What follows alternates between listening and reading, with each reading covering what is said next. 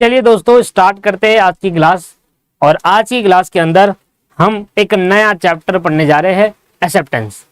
अभी तक मैंने आपको ऑफर पढ़ाया, चैप्टर का पूरा नाम था ऑफर एंड एक्सेप्टेंस। ऑफर हमने पार्ट 1 में सीखा, जिसके अंदर काफी डिटेल में चर्चा करी। पहले वीडियो ऑफर की पहली क्लास के अंदर ऑफर का मीनिंग समझाया, उसके बाद इनविटेशन टू ऑफर समझाया, ऑफर के एसेंशियल एलिमेंट आपको समझाए। लास्ट क्लास में हमने क्रॉस ऑफर और काउंटर ऑफर पर खत्म किया था।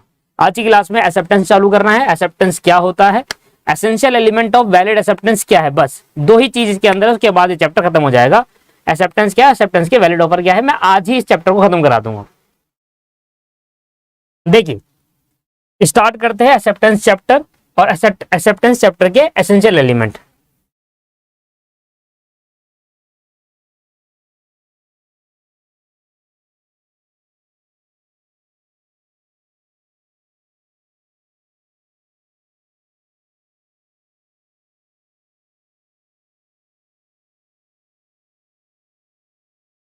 चलिए मान लो mister A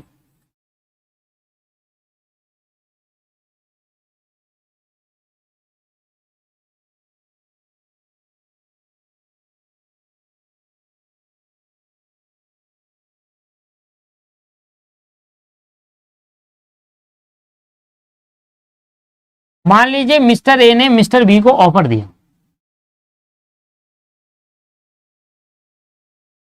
will you buy my house at rupees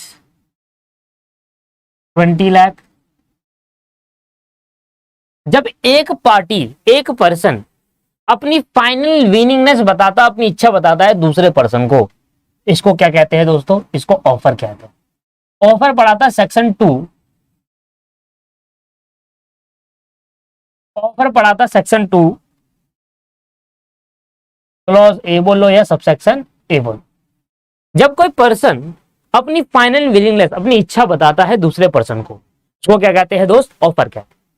तो अभी तक हम यहां तक बातें कर रहे थे। अभी तक मैंने आपको यह बताया कि देखो एक पर्सन है, वो अपनी इच्छा बता रहा है दूसरे पर्सन को किसी चीज को करने या किसी चीज को ना करने के लिए। अगर किसी चीज को करने के लिए बोल रहा है तो उसको बोलते हैं पॉजिटिव ऑफर, और किसी चीज को ना करने के लिए बोलता है इसको कहते हैं नेगेटिव ऑफर। तो अगर कोई पर्सन अपनी इच्छा बता रहा है दूसरे पर्सन को तो उसको हम क्या कहेंगे, ऑफर कहेंगे। ये हमारा ऑफर है। अभी तक हमने ये पढ़ा था। अब मिस्टर बी मिस्टर ए के ऑफर को सुनेंगे, समझेंगे क्या उनके लिए बेनिफिशियल है ये ऑफर, और उसके बाद डिसाइड करेंगे कि यार मुझे ये ऑफर लेना चाहिए या नहीं लेना चाहिए। तो इसके पास दो ऑप्शन है। मिस्टर बी के पास कितने ऑप्शन है सर, मिस्टर बी के पास दो ऑप्शन होते हैं। पहला ऑप्शन, या तो इसको ये ऑफर पसंद नहीं आया होगा या ये काउंटर ऑफर करेगा। जब हमने प्रीवियस लेक्चर में सीखा, आपको बताया मैंने काउंटर ऑफर के बारे में। या तो ये इसको ऑफर पसंद नहीं आया होगा, कहेगा 20 लाख तो बहुत ज्यादा है जी, 18 लाख में डन करते हैं, ये काउंटर ऑफर करेगा जो भी हो। सिंपल सी बात है, या तो ये ऑफर को रिजेक्ट करेगा या ये ऑफर को एक्सेप्ट करेगा। अगर दोस्तों इसने ऑफर को रिजेक्ट कर दिया कि भाई मेरे को ये पसंद, आपका ऑफर आया नहीं, जो आपने ऑफर दिया था वो मुझे पसंद नहीं आया, अगर ये ऑफर को दोस्तों रिजेक्ट करता है तो ऐसे केस के अंदर यहीं पर बात खत्म हो जाती है। उसके बाद कोई कहानी नहीं। No acceptance, no agreement. अगर एक्सेप्टेंस ही नहीं हुआ तो एग्रीमेंट नहीं होगा, और एग्रीमेंट नहीं होगा तो कॉन्ट्रैक्ट नहीं होगा, बात ही खत्म, कहानी खत्म। फिर इनके बीच में कोई भी एग्रीमेंट और कॉन्ट्रैक्ट नहीं बनेगा। बट अगर मान लो उसने इसको एक्सेप्टेंस दे दी कि ठीक है मैं आपका ऑफर खरीदने को, आपका ऑफर एक्सेप्ट करने को तैयार, तो दोस्तों जब ऑफर को एक्सेप्ट कर लिया जाता है तो वो ऑफर क्या बन जाता है, वो ऑफर एक प्रॉमिस बन जाता है। क्या बन जाता है, promise. When offer accepted, when offer accepted, जब एक बार ऑफर एक्सेप्ट कर लेंगे उसको हम क्या कहेंगे, उसको हम प्रॉमिस कहेंगे। अच्छा, प्रॉमिस भी कह सकते हैं या एग्रीमेंट भी कह सकते हैं।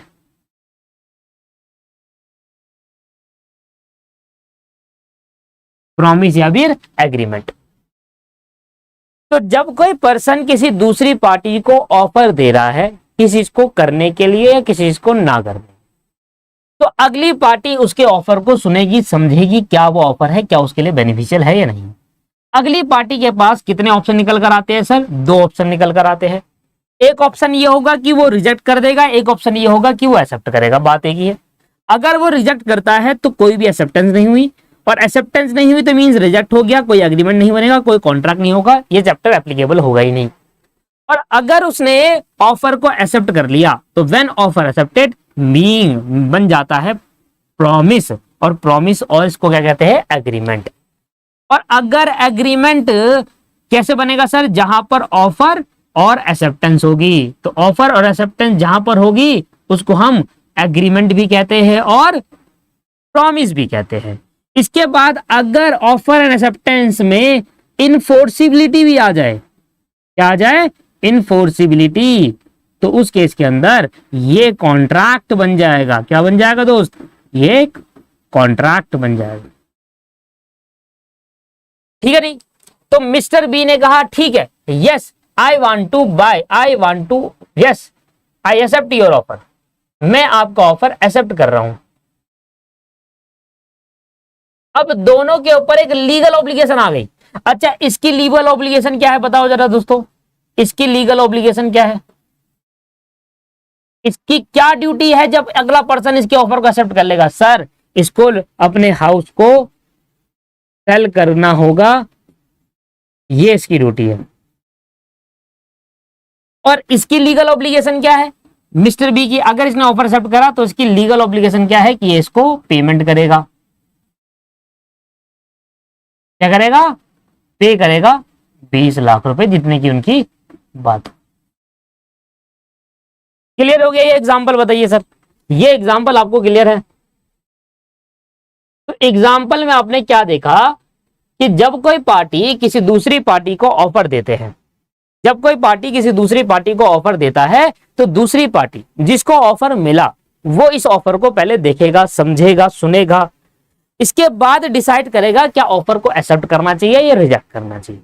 अगर वो ऑफर को रिजेक्ट कर देता है तो फिर कॉन्ट्रैक्ट एक्ट एप्लीकेबल ही नहीं हुआ, क्योंकि जब ऑफर ही खत्म हो गया तो एग्रीमेंट नहीं बना, प्रॉमिस नहीं हुआ, एग्रीमेंट नहीं बना तो इन्फोर्सिबिलिटी कहां से आएगी? तो कॉन्ट्रैक्ट भी नहीं होगा। और अगर उसने ऑफर को एक्सेप्ट कर लिया, इसका मतलब अब ऑफर एक्सेप्ट हो गया तो मतलब वो बन गया प्रॉमिस, और प्रॉमिस को ही एग्रीमेंट कहते हैं। और वहां पर उन दोनों पे क्या आ जाएगी सर? एक लीगल ऑब्लिगेशन आ जाएगी कि इसकी ड्यूटी है हाउस को बेचेगा और उसकी ड्यूटी है 20 लाख पे करेगा। तो अगर ऑफर एंड एक्सेप्टेंस के अंदर लीगल ऑब्लिगेशन आ जाती है, लीगल इंटेंशन होता है किसी चीज को करने का, ऑफर जो दिया है और एक्सेप्टेंस दी है उसमें जब लीगल इंटेंशन होगा इसका मीन उसका इन्फोर्सिबिलिटी है। और जब ऑफर एंड एक्सेप्टेंस के अंदर इन्फोर्सिबिलिटी और जुड़ जाता है तो फिर बाद में वो कॉन्ट्रैक्ट बन जाता है।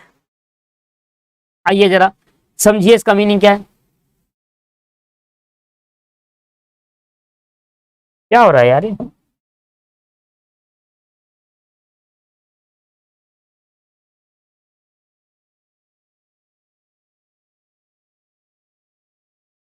देखिए एक्सेप्टेंस के बारे में, देखिए एक्सेप्टेंस के बारे में क्या लिखा है? क्लियर दिख रहा है आपको? हाँ जी सर, क्लियर दिख रहा है।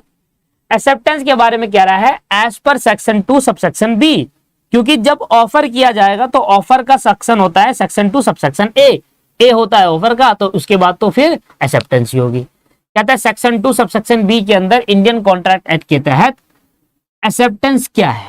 तो ये डेफिनेशन कहती है when the person to whom the proposal is made. Proposal का मतलब होता है ऑफर। जब कोई person, when the person to whom the offer is made, जिस पर्सन को ऑफर दिया गया है, made signifies his assent thereto the proposal said to be accepted.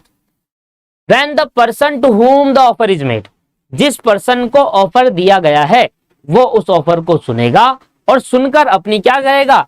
Accent देगा, मतलब हामी भरेगा अगर उसको एक्सेप्ट करना है तो, और एसेंट देगा अगर उसको रिजेक्ट करना है तो। आप मना कर देगा भैया नहीं पसंद मेरे को ऑफर, या तो वो एक्सेप्ट करेगा या फिर रिजेक्ट कर देगा। तो अगर उसने एक्सेप्ट करा तो उसको बोलते हैं एसेंट देयर टू। क्या बोलते हैं उसको? Assent thereto. Assent thereto किसको कहते हैं? जब वो ऑफर को एक्सेप्ट करने का सोच रहा है तो एसेंट देयर टू।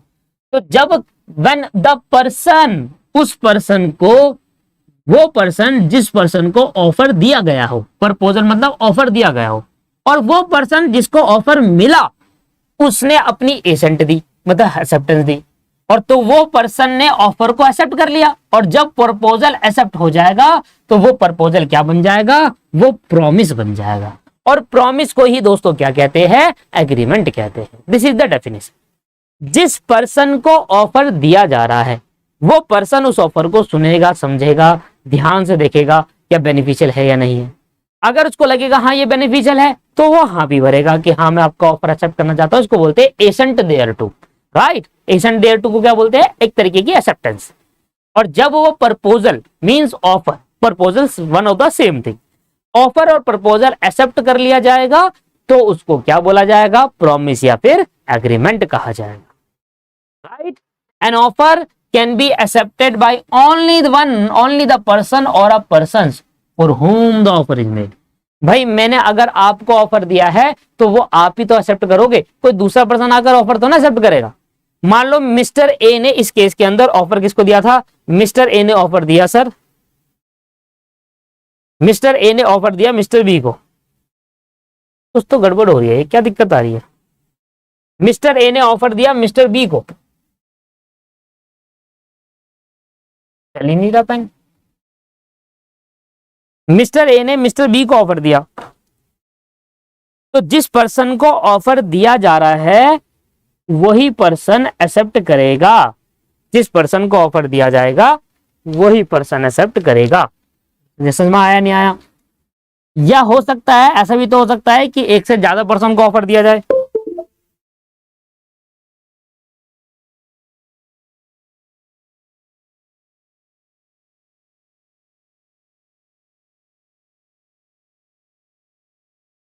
ऐसा भी तो हो सकता है एक से ज्यादा पर्सन को ऑफर दिया जा रहा है। एक मिनट में इसको रिस्टार्ट करता हूं, दिक्कत कर रहा है। नहीं नहीं नहीं, जनरल ऑफर तो ठीक है, मैं कह रहा हूं ऐसा भी तो हो सकता है कि एक से ज्यादा पर्सन को ऑफर दिया जा रहा हो। एक से ज्यादा पर्सन को ऑफर देने का मतलब क्या है सर, एक से ज्यादा पर्सन को ऑफर देने का मतलब है कि ग्रुप को ऑफर दिया गया। फॉर एग्जाम्पल मान लीजिए किसी कॉलेज में फेस्टिवल चल रहा है, कॉलेज फेस्ट होते हैं ना, तो उन्होंने कहा कि चलो एक सिंगर को बनाते हैं, तो उन्होंने यो हनी सिंह और बादशाह को बुला लिया। अब यो हनी सिंह बादशाह या यो हनी सिंह की टीम को बुला लिया। मान लो उनकी टीम में बहुत सारे जने काम करते हैं, है ना, तो उनकी टीम में 4-5 सिंगर काम करते हैं, तो उनको बुला लिया। तो ऑफर किसी एक पर्सन को नहीं, किसी ग्रुप ऑफ पर्सन को भी दिया जा सकता है। तो जिस ग्रुप को ऑफर दिया जा रहा है वही ग्रुप उसको एक्सेप्ट करेगा, दूसरा ग्रुप उसको एक्सेप्ट नहीं करेगा। क्लियर है या नहीं है, समझ में आ गया।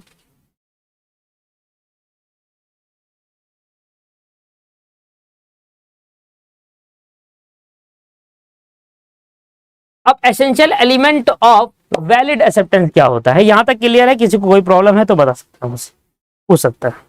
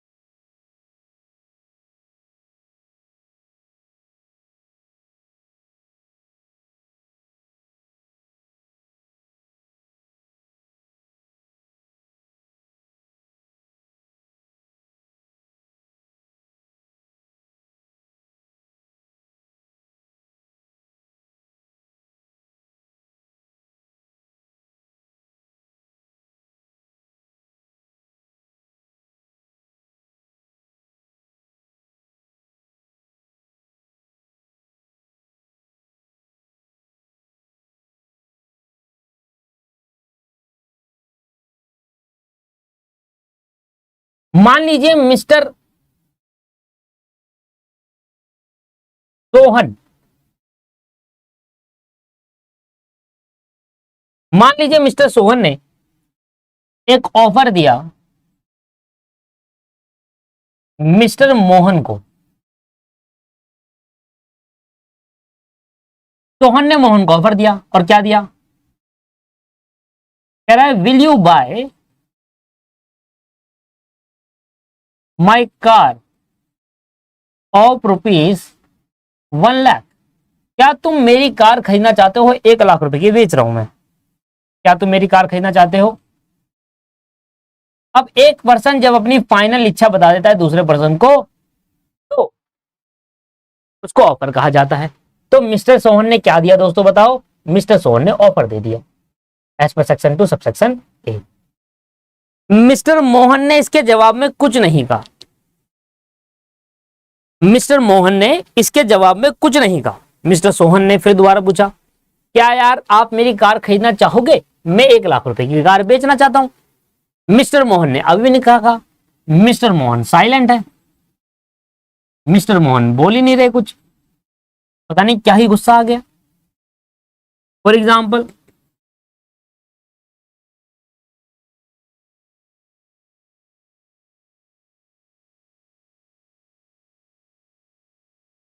योगेश ने शर्मा जी की लड़की को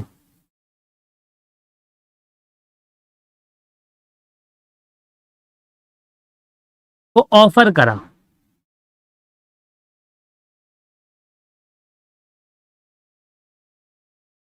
योगेश ने शर्मा जी की लड़की को ऑफर करा, क्या तुम मुझसे दोस्ती करोगे।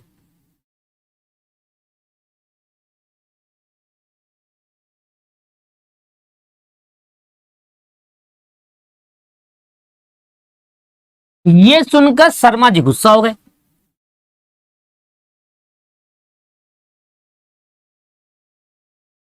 पर शर्मा जी की लड़की हंस गई।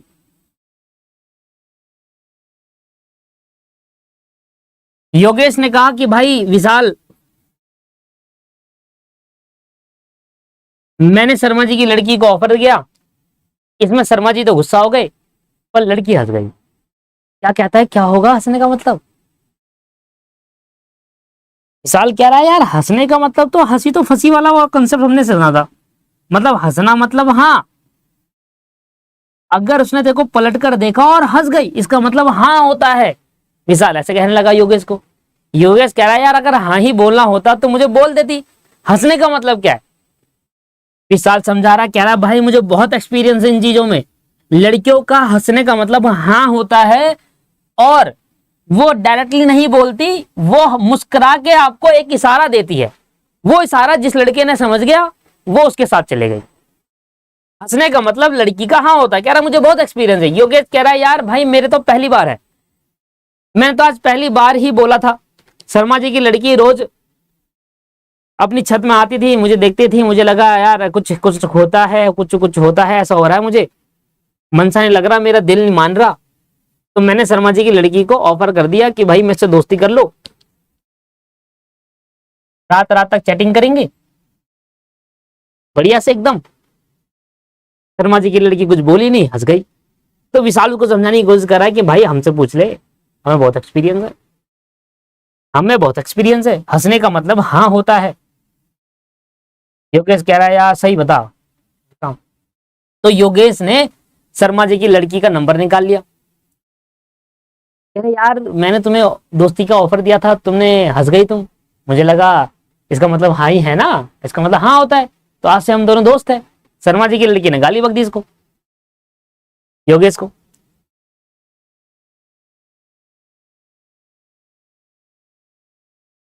शर्मा जी की लड़की ने गाली बक दी।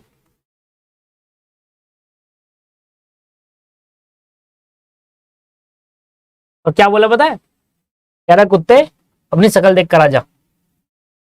योगेश इस बात से चिढ़ गया, यार ये क्या बात हुई। अब योगेश ने विशाल को बुलाया, कह रहा विशाल बाहर आ भाई, बहुत अच्छी खुशखबरी है। विशाल कह रहा क्या हुआ, मैंने कहा था ना, अरे एक्सपीरियंस है, एक्सपीरियंस बोलता है भाई, हमें एक्सपीरियंस है, फुल एक्सपीरियंस है हमें, हंसने का मतलब भाई है। योगेश ने 3-4 भर दिए विशाल के अंदर, कह रहा एक्सपीरियंस अपने पास ही रख ले, दोबारा मत बोलिए, और तूने मुंह खोला ना इस बार बता रहा हूं गर्दन काट के साइड में लगा दूंगा। तो भाई लॉ के अनुसार जब तक ये हाँ ना बोले तब तक लॉ के अनुसार वो एक्सेप्टेंस नहीं है।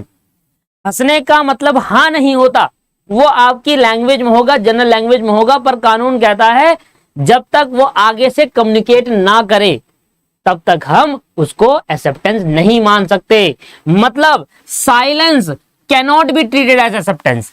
अगर आप किसी को ऑफर कर रहे हो और दूसरा वाला पर्सन साइलेंट है तो आप उसकी साइलेंट को एक्सेप्टेंस मत समझ लेना। Silence cannot be treated as acceptance, याद रहेगी बात।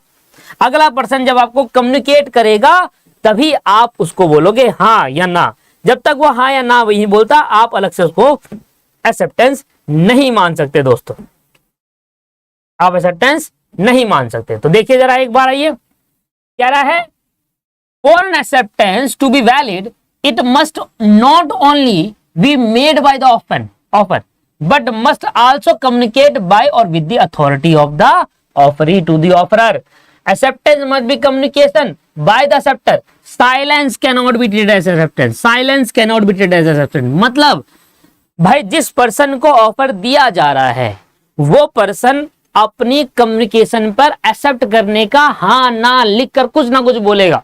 अगर वो चुप है तो आप उसको एक्सेप्टेंस नहीं मान सकते। एक्सेप्टेंस में कम्युनिकेशन होना जरूरी है। कम्युनिकेशन का मतलब क्या होता है? कम्युनिकेशन का मतलब क्या हुआ? एक पार्टी बोलकर या लिखकर बताएगी, ऑफर देगी, और दूसरी पार्टी उसको क्या करेगी? हाँ ना में जवाब देगी। चुप अगर वो है तो वो एक्सेप्टेंस नहीं माना जाएगा। Silence cannot be treated as an acceptance. पहला पॉइंट क्लियर हो गया। Essential element of valid acceptance ये पढ़ा रहा हूं मैं आपको। मतलब एक एक्सेप्टेंस तभी वैलिड माना जाएगा, एक एक्सेप्टेंस हम कहेंगे ये वैलिड एक्सेप्टेंस तभी माना जाएगा जब वो उसके सारे एसेंशियल एलिमेंट सेटिस्फाई होंगे। तो पहला एसेंशियल एलिमेंट क्या है दोस्तों? कि एक्सेप्टेंस जब भी दी जाएगी उसको कम्युनिकेट करना कंपलसरी है। कम्युनिकेट करना कंपलसरी है। बताइए जी, क्लियर हो गया आपको? नहीं हुआ?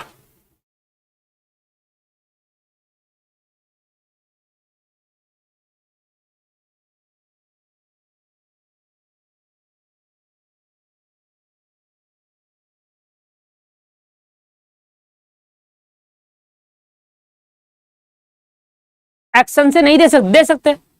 आप कुछ ऐसा काम कर दीजिए जिससे लगे कि एक्सेप्टेंस कर लिया है। आप कुछ ऐसा एक्शन करके दिखाइए जिससे लगे कि हां आपने एक्सेप्टेंस दे दी हो।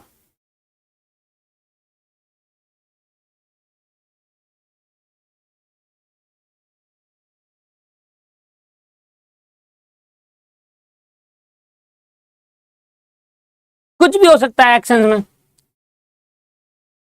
अगला एग्जांपल सुनिए।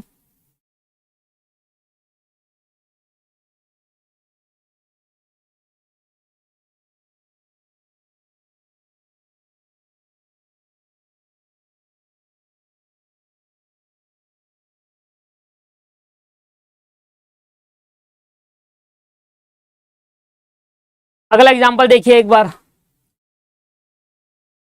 भाई मिस्टर ए ने मिस्टर बी को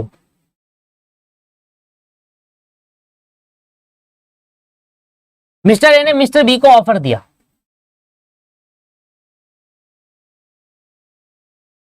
कह रहा है मेरे पास एक लैपटॉप पड़ा है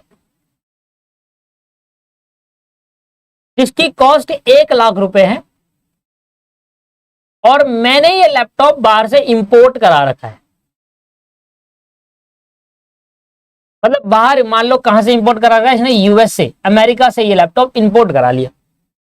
अब ये कह रहा है कि भाई मैं आपको ये लैपटॉप, वैसे तो इस लैपटॉप की कॉस्ट 1,00,000 है, पर मैं आपको ये लैपटॉप ऑफर दे रहा हूं कि मैं आपको ये लैपटॉप 80,000 का दे दूंगा, मतलब आपको 20,000 का डिस्काउंट दे दूंगा।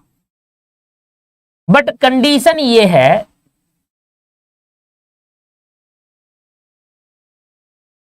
कंडीशन यहां नहीं, ये इसने ऑफर दिया। इतनी बात समझ में आ गई? मिस्टर ए कह रहा है मिस्टर बी से कि भाई मेरे पास एक लैपटॉप पड़ा हुआ है, जो लैपटॉप ना यूएसए से आएगा, जो लैपटॉप यूएसए से आएगा और वो लैपटॉप की कॉस्ट लगभग 1 लाख रुपए की है, मैंने इसको यूएसए से इंपोर्ट कर रखा है और मैं आपको 80,000 का ये लैपटॉप दे दूंगा, लगभग 20,000 रुपए का आपको डिस्काउंट मिल जाएगा एक लैपटॉप के अंदर, राइट। तो अब मिस्टर बी ने कहा ठीक है सर, मैं आपका ये ऑफर मानने को तैयार हूं। मिस्टर बी ने कहा चलो मैं आपको ये ऑफर एक्सेप्ट करता हूं। तो मिस्टर बी ने मिस्टर ए को कहा कि आपका मैं ऑफर एक्सेप्ट करता हूं। तो ऑफर को एक्सेप्ट कर लिया, ऑफर को सर एक्सेप्ट कर लिया, ऑफर को एक्सेप्ट कर लिया, बट कंडीशन लगा दी, बट कंडीशन लगा दी।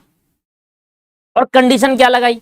इसने कहा सर मेरा ना एक केस चल रहा है, मेरा एक केस चल रहा है, कहां पर? कोर्ट में। अगर वो केस में जीत गया, अगर वो केस में जीत गया तो वहां से मुझे रिवॉर्ड मिलेगा 2 लाख रुपए का, और जब मैं जीत जाऊंगा केस तब मैं आपको 80,000 देकर आपका ये लैपटॉप खरीद लूंगा। बताओ क्या ये एक्सेप्टेंस ठीक है या गलत है?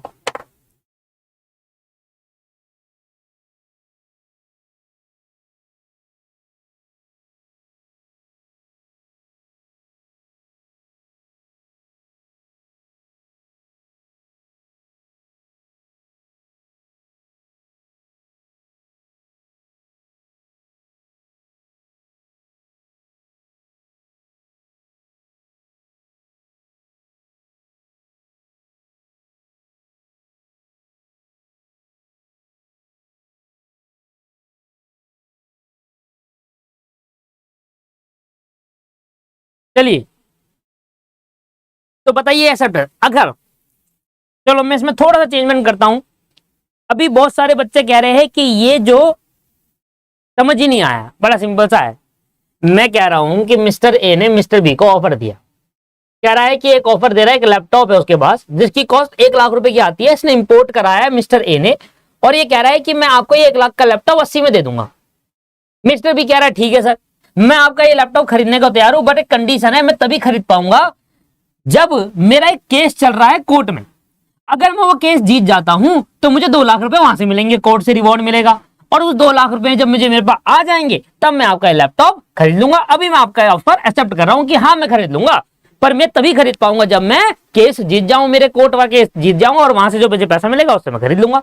तो मेरा क्वेश्चन आपसे है कि ये जो एक्सेप्टेंस है ये वैलिड है या नहीं, ये मैं आपसे पूछ रहा हूं। दिस इज वैलिड और नॉट, ये एक्सेप्टेंस वैलिड रहेगी या नहीं रहेगी, ये आपसे क्वेश्चन है। बताइए सर, अब समझ में आया? अब बताओ आंसर, हाँ या ना।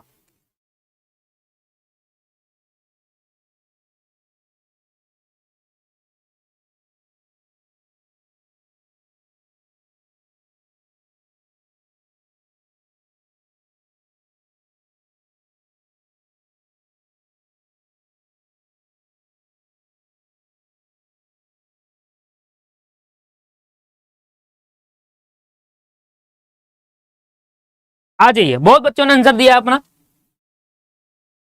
बड़ा सिंपल सा है। एक बच्चा कंफ्यूज है, मान लो सर अगर केस हार गया तो तब कैसे खरीदेगा? मान लो अगर केस हार गया तो तब कैसे खरीदेगा? मान लो उसके 99% चांस है जीतने के, अब बताओ क्या ये वैलिड है? दोस्तों ये वैलिड नहीं है, वैलिड नहीं है। पहली बात, जब भी कोई पर्सन एक्सेप्टेंस देगा वो अनकंडीशनल होना चाहिए, उसमें कोई कंडीशन होनी नहीं चाहिए, ये एक एसेंशियल एलिमेंट है। क्या बोला मैंने? कभी भी कोई पर्सन जब अपनी एक्सेप्टेंस देता है उस एक्सेप्टेंस के अंदर कोई कंडीशन नहीं होनी चाहिए। वो आप जब एक्सेप्ट करेगा तो उसकी अनकंडीशनल रहना चाहिए एक्सेप्टेंस, मतलब कोई भी वो कंडीशन नहीं लगाए कि भाई मैं आपका ऑफर एक्सेप्ट कर रहा हूं अगर ये हो जाए तो, इफ अगर नहीं लगना चाहिए वहां पर। मतलब जब भी कोई पार्टी एक्सेप्टेंस देगी तो वो पार्टी, जब वो जो पार्टी एक्सेप्टेंस दे रही है वो कोई एक्सेप्टेंस में कंडीशन नहीं लगाए, जैसे इसने लगाई कि भाई मेरे पास पैसा आएगा तो मैं खरीद लूंगा, ऐसे नहीं चलेगा भैया, एक्सेप्टेंस दो अनकंडीशनल। एक तो ये पॉइंट से इनवैलिड हो जाता है ये ऑफर। तो हमारा एक एसेंशियल एलिमेंट और कहता है कि जब भी कभी एक्सेप्टेंस कोई पार्टी देती है तो वो एक्सेप्टेंस वैलिड होगा तभी जब उसके अंदर कोई भी कंडीशन नहीं होगी। दूसरी बड़ी बात, ये लैपटॉप कौन सा वाला है, ये लैपटॉप कौन सा वाला है, कैसा दिखता है, नया है या पुराना है, क्या क्या फीचर्स है, ये भी नहीं बताया। तो एक वो भी इंपॉर्टेंट है, मतलब ढंग से ऑफर दिया नहीं गया है ना, एब्सोल्यूट नहीं है, मतलब ऑफर जो दिया जा रहा है वो कंप्लीट नहीं है। दूसरा, एक्सेप्टेंस जो दी जा रही है वो भी कंप्लीट नहीं है, कंडीशन लगा दी एक्सेप्टेंस के अंदर, जीत गया तो, अरे नहीं जीता फिर कैसे खरीदेगा भैया। तो मतलब क्या होता है कि जब भी कोई ऑफर दिया जा रहा है और उस ऑफर की जब एक्सेप्टेंस होती है तो वो एक्सेप्टेंस मस्ट बी मतलब एब्सोल्यूट और अनकंडीशनल होनी चाहिए। ये एब्सोल्यूट नहीं है, एब्सोल्यूट का मतलब होता है एक्सेप्टेंस पूरी होनी चाहिए, आधी अधूरी एक्सेप्टेंस नहीं चलेगी। यहां जैसे ऑफर पूरा होता है वैसी एक्सेप्टेंस भी पूरी होनी चाहिए, आधी अधूरी एक्सेप्टेंस नहीं चलेगी और कंडीशनल नहीं होना चाहिए। अब वैलिड कॉन्ट्रैक्ट अराइज ओनली, एक कॉन्ट्रैक्ट तभी बनेगा, कॉन्ट्रैक्ट क्यों बनेगा सर, जब कोई पार्टी ऑफर दे रही है और दूसरी पार्टी उसको एक्सेप्ट करेगी तो कॉन्ट्रैक्ट बन जाएगा ना, इनफॉर्सिबिलिटी तो होगी। तो जब एक कॉन्ट्रैक्ट बनता है किसी एक्सेप्टेंस से, वो कॉन्ट्रैक्ट तभी वैलिड होता है कि अगर उस एक्सेप्टेंस के अंदर एब्सोल्यूट और अनकंडीशनल होता है। एब्सोल्यूट और अनकंडीशनल का मतलब होता है it mean acceptance should be in total, मतलब एक्सेप्टेंस जो दिया जा रहा है वो टोटल पूरी कंप्लीट एक्सेप्टेंस है, विदाउट एनी कंडीशन, बिना किसी कंडीशन के पूरी एक्सेप्टेंस दी गई है। हाँ, इफ और का यूज नहीं करा, हाँ मैं आपका ऑफर एक्सेप्ट कर रहा हूं अगर ये हुआ तो, इफ ये हुआ तो, अगर ये नहीं हुआ तो। वो कह रहा है कि भाई मैं आपका लैपटॉप तभी खरीद पाऊंगा जब ये पर्सन की शादी हो जाएगी। ऐसे थोड़ी ना होता है, भाई वो नहीं करना चाहता शादी, तू क्यों करा रहा है जबरदस्ती।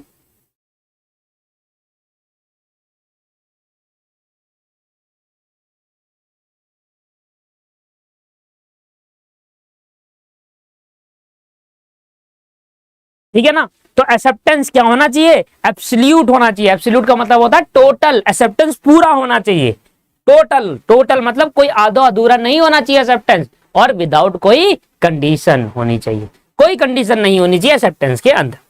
लो जी, आपको ये बात समझ में आ गई। Acceptance must be in prescribed and a reasonable mode, it should be in a prescribed and reasonable mode. The acceptance must be communicated according to some usual and reasonable mode. The usual mode of communication by the word spoken and written by or कोई conduct and it express or implied expressed। वो कह रहा है जी देखिए acceptance क्या होता है, prescribed और रीजनेबल मोड में होना चाहिए। देखिए एक्सेप्टेंस प्रिस्क्राइब और रीजनेबल मोड का मतलब क्या है कि भाई मैंने आपको कॉल किया, मैंने कहा मेरी क्लासेस का ऑफर चल रहा है, आप इतने में खरीदना चाहोगे, आपने कहा हाँ सर मैं खरीदना चाहूंगा। अब आपने मुझे एक्सेप्टेंस कैसे दी, ओरल, कॉल के थ्रू, तो हमारे लिए ये एक रीजनेबल मोड है। आपने कहा सर मैं खरीदना चाहूंगा पर मैं आपके ऑफलाइन सेंटर में आकर एक बार आपसे बात करके खरीदूंगा। मैंने कहा ये हमारा रीजनेबल मोड हो गया, डायरेक्टली हम मीट कर गए। कह रहा है सर ठीक है मैं आपको एक्सेप्टेंस देता हूं, आप मेरे को ऑफर जो दे रहे हो मेल के थ्रू ऑफर दे दो अपना, और मैं मेल में ही आपकी एक्सेप्टेंस देता हूं। आपने कहा ठीक है। तो ये तीन चार चीजें हो सकती है एक्सेप्टेंस होने की। तो एक्सेप्टेंस का reasonable mode depend on the parties, भाई पार्टीज पे डिपेंड करता है। अगर आप, मैं आपको क्लासेस का ऑफर दूंगा तो हम मीट करके ऑफर को एक्सेप्ट नहीं कर सकते क्योंकि आप बहुत दूर रहते हैं और मैं भी बहुत दूर रहता हूं, तो हमारे बीच में बहुत डिफरेंस है, गैप है। इस वजह से हम ऑफर ऑनलाइन, या फिर ऑफर जो दिया जा रहा है वो भी ऑनलाइन दिया जा रहा है, एक्सेप्टेंस जो दी जा रही है वो भी कॉल के थ्रू या फिर मैसेज के थ्रू रिटर्न में हो रहा है, एक्सप्रेसली नहीं हो रहा, इंप्लाइड नहीं हो रहा। पर ये नहीं है कि ऑफर इंप्लाइड नहीं हो सकता। तो एक्सेप्ट सॉरी ऑफर की बात कर रहा हूं, एक्सेप्टेंस इंप्लाइड नहीं हो सकता।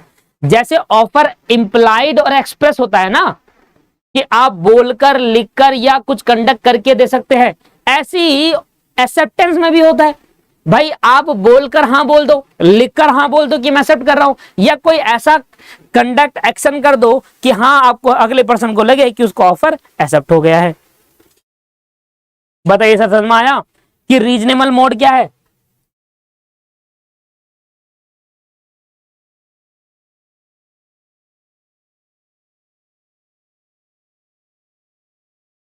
रीजनेबल मोड डिपेंड करता है party to party. Reasonable mode party to party depend करता है कि क्या रीजनेबल मोड होना। आप किसी दुकान पे जाते हो, दुकान वाला आपको ऑफर देता है, तो वहां पर रीजनेबल मोड बोलकर होता है। जब आप किसी के कंपनी के साथ जुड़ते हो तो वहां पर रीजनेबल मोड एक्सेप्टेंस का क्या होता है, लिख कर होता है, कॉन्ट्रैक्ट साइन होता है। कहीं कहीं भाई कंडक्ट हो जाता है एक्सेप्टेंस, तो कहीं कहीं भाई कंडक्ट हो जाता है, एक्सप्रेस हो जाता है, तो ये एक रीजनेबल मोड है। ये पार्टी टू पार्टी डिपेंड करता है कि party to party reasonable mode क्या हो सकता है। वो चाहे स्पोक बोलकर हो, चाहे वो लिखकर हो, चाहे कंडक्ट है। अगर वो बोलकर और लिखकर है तो उसको हम एक्सप्रेस्ड एक्सेप्टेंस कहेंगे, और अगर वो बाय कंडक्ट है, बाय एक्शन है, तो उसको हम इंप्लाइड एक्सेप्टेंस कहेंगे। दोनों मोड वैलिड है कॉन्ट्रैक्ट एक्ट के तहत, ठीक है ना। जैसे ऑफर इंप्लाइड और एक्सप्रेस हो सकता है, ऐसी एक्सेप्टेंस भी इंप्लाइड और एक्सेप्टेंस हो सकता है। बहुत बढ़िया। Acceptance can not preceded an offer. Preceded का मतलब होता है पहले, प्रोसीड लिख दिया, गलत है, प्रीसीड होना चाहिए था। Acceptance preceded the offer. अच्छा, इसका मतलब है क्या ऑफर से पहले एक्सेप्टेंस दी जा सकती है? नहीं सर, ये तो बड़ा सिंपल सा लॉजिक है भाई। जब कोई पार्टी ऑफर करेगी तभी तो उसको सोच समझकर एक्सेप्ट करूंगा, उसके ऑफर करे बिना एक्सेप्ट कैसे कर दूं भैया, राइट। एक मेरे पास मान लो कार है, आप मेरे पास आए, आपने कहा मैं कार खरीदने को लिए रेडी हूं भाई, खरीद लूंगा। मैंने कहा भाई मैं बेच ही नहीं रहा, तू बेचे ना बेचे मैं तो खरीद लूंगा भैया कार, मैंने खरीद ली, ले पैसे पकड़, मैं कार खरीदने को रेडी हूं। अरे मैं ऑफर दूंगा तभी तो तू एक्सेप्ट करेगा, ऑफर दिया ही नहीं तो एक्सेप्ट कैसे कर सकता है? मेरे पहले बोल रहा है कि मैं कार खरीदने को रेडी हूं, ऐसे नहीं चलेगा। तो क्या कह रहा है, एक्सेप्टेंस कभी भी ऑफर से पहले नहीं हो सकता।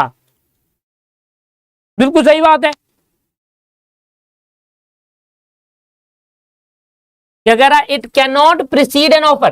प्रीसीड होना चाहिए, प्रोसीड की जगह पर थोड़ा गलत है, उसको ठीक कर लेना। ऑफर से पहले नहीं हो सकता।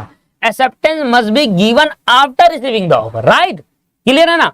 जब ऑफर रिसीव्ड होगा तभी एक्सेप्टेंस दिया जाएगा, उससे पहले एक्सेप्टेंस दिया नहीं जा सकता।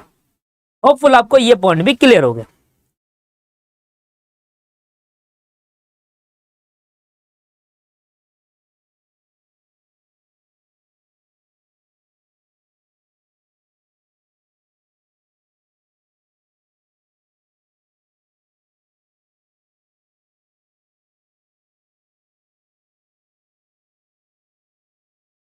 मान लो दोस्तों दीपक क्लासेस ने एक ऑफर लॉन्च करा क्लासेस से लिए,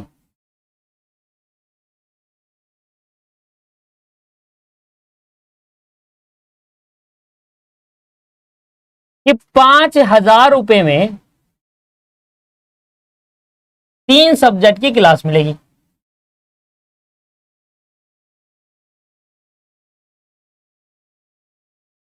ठीक है, ऑफर खत्म होने वाला है, मान लो 5 दिन का ऑफर है, 5 डे वैलिड रहेगा ये ऑफर। ठीक है, अब मान लो किसी बच्चे का मैसेज आया, एक स्टूडेंट है मान लो, एक स्टूडेंट का मैसेज आता है कि सर मुझे आपकी क्लास खरीदनी है, ऑफर वाली। उसने कहा ठीक है, हमने उसको बताई डिटेल, पर उसने कहा कि भाई सर ये प्राइस बहुत महंगा है। उन्होंने कहा 5,000 में 3 सब्जेक्ट हम आपको प्रोवाइड कर रहे हैं, ये भी महंगा है। कह रहा हाँ जी सर ये महंगा है, तो बहुत महंगा है सर, तो बताया आपको तो बहुत ज्यादा महंगा है ये। मैंने कहा कोई बात नहीं डियर, यही हमारा प्राइस है, हमारा वैसे ही सस्ता होता है, आप और महंगा बता रहे इसको। इसने ये ऑफर को रिजेक्ट कर दिया। अभी स्टूडेंट ने कहीं और पता करा, अब उसने पता करा कि 3 सब्जेक्ट के लिए कितना पे करना पड़ेगा, तो हमारी क्लासेस में कम पे करना पड़ रहा था, हम तो कम ही रखते हैं जी फीस। ठीक है, और प्रमोशन भी साथ साथ में करता रहता हूँ एग्जाम्पल के साथ साथ।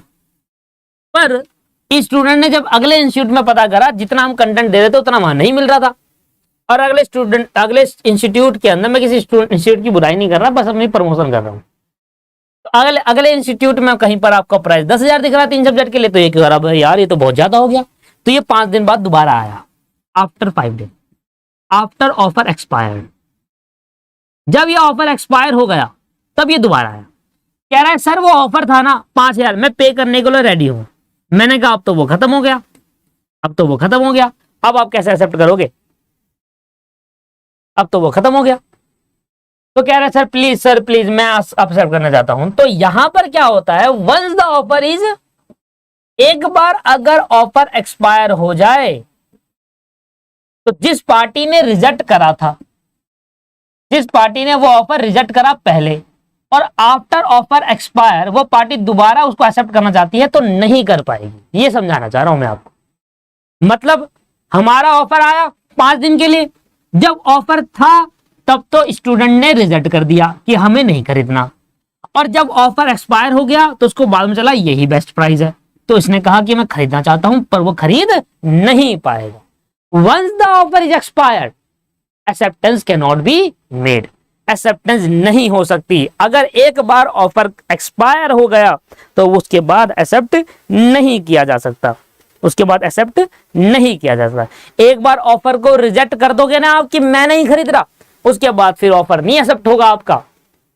एक बार अगर ऑफर रिजेक्ट कर दिया तो वो पार्टी दोबारा ऑफर एक्सेप्ट नहीं कर सकती। बट एक चीज वो एक्सेप्ट कर सकती है, मान लो 1 महीने बाद सेम ऑफर दोबारा आया, तो अब इस पार्टी दोबारा पार्टी एक्सेप्ट कर लेगी। मतलब अगर आपने एक बार ऑफर रिजेक्ट कर दिया, अच्छा मान लो सर अगर ये ऑफर एक्सपायर नहीं होता, अगर ये ऑफर एक्सपायर नहीं होता, मतलब ये 5वें दिन में आकर कहता कि सर मैं खरीदना चाहता हूं, तब भी ये नहीं खरीद सकता। Once the offer is reject means reject. अगर एक बार ऑफर आपने रिजेक्ट कर दिया तो मींस कर दिया, चाहे वो ऑफर एक्सपायर हो चाहे वो ऑफर एक्सपायर ना हो, उससे मतलब नहीं। एक बार अगर आपने ऑफर को एक्सेप्ट करने से रिजेक्ट कर दिया कि मुझे आपका ऑफर पसंद नहीं आया, मैं नहीं लेना चाहता, तो वो दोबारा ऑफर नहीं एक्सेप्ट कर सकता बाद में, as per Indian contract act.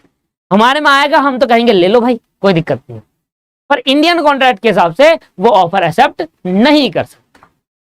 हाँ, वो कब कर सकता है, वो तब कर सकता है जब आगे जाकर ये ऑफर दोबारा फ्रेशली आएगा तो वो दोबारा ऑफर एक्सेप्ट कर सकता है।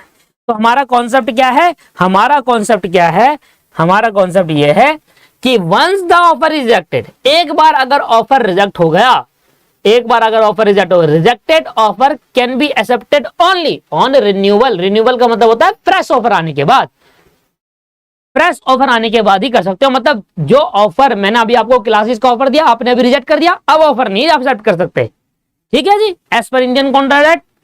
जब ये दोबारा कभी ऑफर आएगा तब आप एक्सेप्ट करोगे। लो जी, बात समझ में आई नहीं आई, पढ़ो। इसका मतलब रिजेक्टेड, रिजेक्टेड मींस रिजेक्ट, और फिर ईडी हटाने से या लगाने से कोई फर्क थोड़ा पड़ेगा।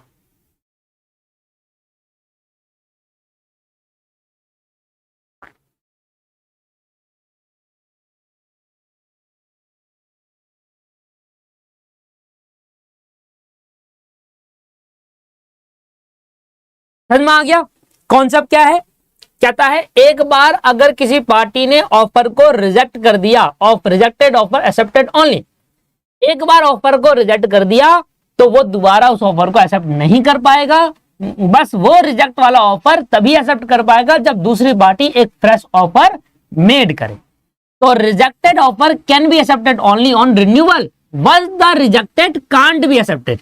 एक बार रिजेक्ट कर दिया, can't be accepted again unless, जब तक नया ऑफर आना चाहे। एक बार नया ऑफर आ जाएगा वो दोबारा एक्सेप्ट कर सकता है उस ऑफर को।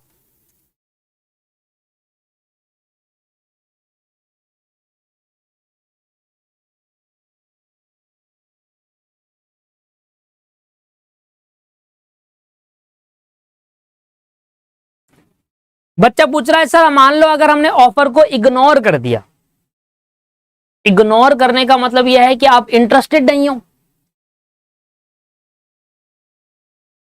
सिंपल, फिर क्यों करोगे ऑफर एक्सेप्ट। आप कह रहे हो, ऐसा बोलना चाहिए क्वेश्चन के अंदर, मान लो सर हमने पहले दिन में ऑफर को इग्नोर कर दिया, हमने रिजेक्ट तो नहीं करा था, हमने मना नहीं करा, हमने इग्नोर कर दिया कि हाँ मैं सोचकर बताऊंगा, और 5वें दिन आप कह रहे हो कि हाँ मुझे खरीदना है, तो फिर एक्सेप्ट कर सकते हो। क्यों, क्योंकि पहले आपने रिजेक्ट कहां करा था, पहले तो आपने इग्नोर कर दिया था कि हाँ अभी आप आपको सोचकर बताएंगे, राइट। मैं वही कह रहा हूं कि आपने रिजेक्ट नहीं करा, यहां बेवकूफ रिजेक्ट लिखा है, ध्यान से पढ़ेगी अंजलि।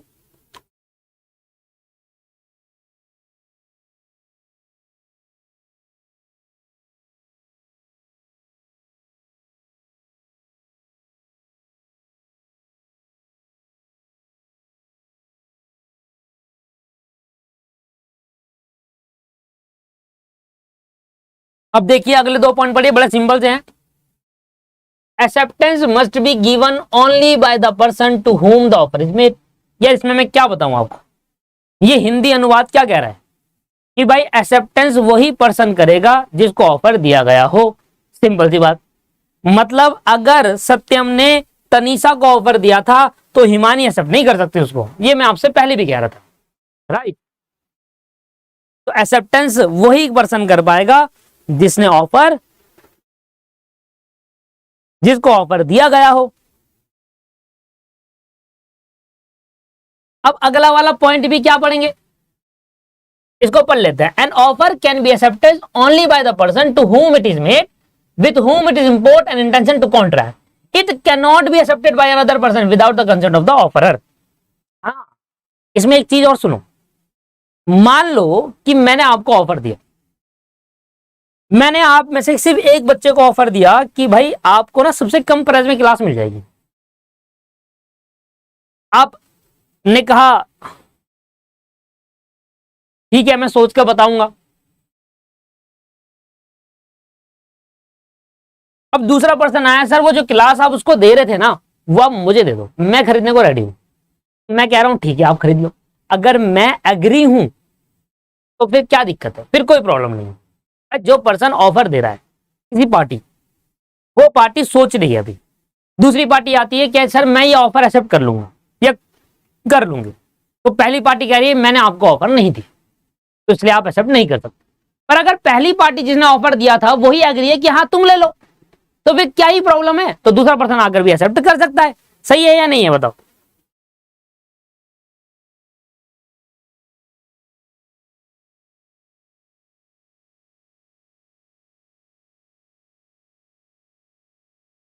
अरे मान लो कि सत्यम ने तनीषा को बोला क्या तुम मेरे से दोस्ती करोगे। अब तनीषा ने कहा कि सोच कर बताऊंगी। इतने भी हिमानी ने कहा कि तू उसकी दोस्त क्या बन रहा है, मेरे से दोस्ती कर ले। हिमानी ने कहा मैं बन जाऊंगी तुम्हारी दोस्त। अब जब सत्यम ही मना नहीं करा कि once the offer is made, तो जिसको ऑफर दिया जा रहा है वही एक्सेप्ट करेगा। अगर दूसरी पार्टी एक्सेप्ट कर रही है तो वो सत्यम ही कह रहा है कि कोई बात नहीं कर लो। तो जब वो अगला पर्सन, जो पर्सन ऑफरर है जिसने ऑफर दिया, अगर दूसरी पार्टी ऑफर एक्सेप्ट कर रही है, अगर वो कह रहा है कि ठीक है कर लो, तो कोई दिक्कत नहीं है ना, फिर दूसरी पार्टी भी कर सकती है जब वही मना नहीं कर रहा। तो हाँ सत्यम कह रहे बेचारी हिमानी रो रही थी इसलिए मैंने कहा चलो कोई बात नहीं। तो कह रहा है acceptance must be given by the person to whom offer is made. Acceptance वही पर्सन दे सकता है जिसको ऑफर दिया गया हो, सिर्फ वही पर्सन एक्सेप्टेंस दे सकता है। बट अगर ऑफरर एग्री है कि यार दूसरा पर्सन एक्सेप्ट करने को रेडी है और ऑफर कह रहा है चलो ठीक है, तो फिर दूसरा पर्सन भी वो एक्सेप्टेंस दे सकता है अगर ऑफरर रेडी है। तो कंडीशन है इसमें, ये लिखा है यहां पर, accepted by another person, offer can not be accepted by another. दूसरा पर्सन ऑफर एक्सेप्ट नहीं कर सकता without the consent of offeror. Offeror से पूछना पड़ेगा क्या ये ऑफर जो आपने इसको दिया ये मैं एक्सेप्ट कर सकता हूं।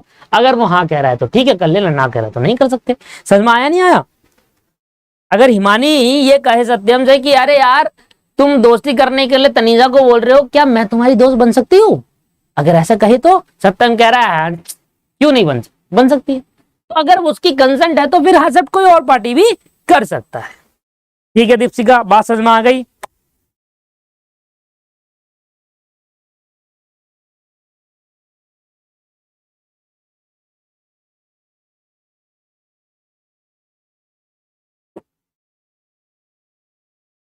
चलिए लास्ट पॉइंट कहता है acceptance must be given within a reasonable time before the offer left. Simple सी बात है भाई, आपको ऑफर दिया जा रहा है और आपसे कहा जा रहा है कि ये ऑफर 10 दिन के लिए वैलिड है, तो आपको एक्सेप्टेंस 10 दिन के अंदर अंदर देनी पड़ेगी ना। तो वही कह रहा है एक्सेप्टेंस को रीजनेबल टाइम के अंदर दीजिए, ऑफर के लैप्स होने के बाद एक्सेप्टेंस वैलिड नहीं मानी जाएगी। और एक बार ऑफर खत्म होगा तो फिर किस बात की एक्सेप्टेंस भाई। तो ऑफर जब तक वैलिड है तब तक आप एक्सेप्टेंस दे सकते हैं किसी भी पर्टिकुलर टाइम में। Once the offer is lapsed acceptance can not be done. एक बार ऑफर खत्म हो गया एक्सेप्टेंस नहीं की हो सकती। Acceptance must be given with an specific time limit. जो ऑफर की टाइम लिमिट है उसी के अंदर आपको एक्सेप्टेंस देनी होगी। If no time limit is specified, अगर मान लो ऑफर की कोई टाइम लिमिट नहीं दे रखी कि चलो एक ऑफर आया है पर कोई टाइम लिमिट नहीं है कि कब इसको एक्सेप्ट करना है, मतलब 10 दिन 20 दिन ऐसी कोई टाइम लिमिट नहीं है, तो आपको रीजनेबल टाइम के अंदर वो ऑफर को एक्सेप्ट कर लेना है कि आपको लगता है कि हाँ जब आपको नीड है, हाँ मुझे अब करना है तो कर सकते हैं। Acceptance must be given within a reasonable time because offer cannot become kept open indefinitely.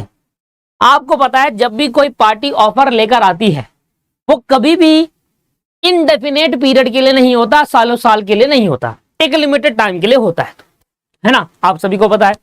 तो जब भी कोई पार्टी ऑफर लाएगी तो वो एक लिमिट लगाएगी कि हाँ ये ऑफर तब तक वैलिड है, तो उस पर्टिकुलर टाइम में आपको ऑफर को एक्सेप्ट कर लेना है अगर आपको चाहिए तो। ऑफर लैप्स होने के बाद एक्सेप्टेंस नहीं हो सकती। This is the pure concept of acceptance. अगला एक कॉन्सेप्ट है रिवोकेशन ऑफ एक्सेप्टेंस। अब रिवोकेशन का मतलब होता है वापस लेना। अब देखते हैं कि एक बार अगर एक्सेप्टेंस दे दी जाए क्या हम एक्सेप्टेंस को वापस ले सकते हैं। अगर हम एक बार एक्सेप्ट कर दिया कि पहले मैंने कहा हाँ सर मैं आपका ऑफर लेने को तैयार हूं, तो क्या मैं उस एक्सेप्टेंस को वापस कर सकता हूं?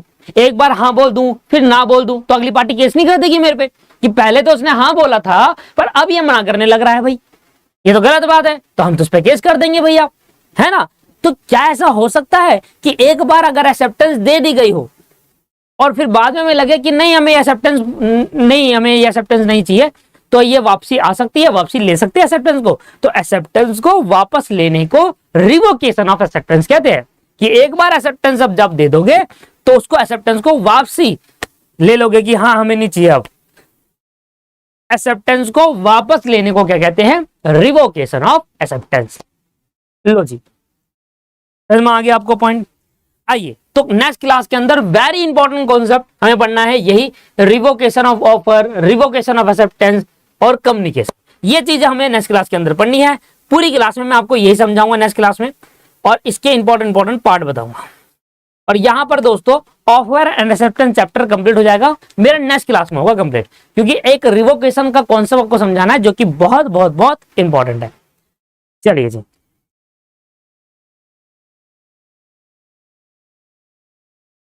चलिए तो मिलते हैं नेक्स्ट क्लास में। धन्यवाद, bye bye, tata, take care.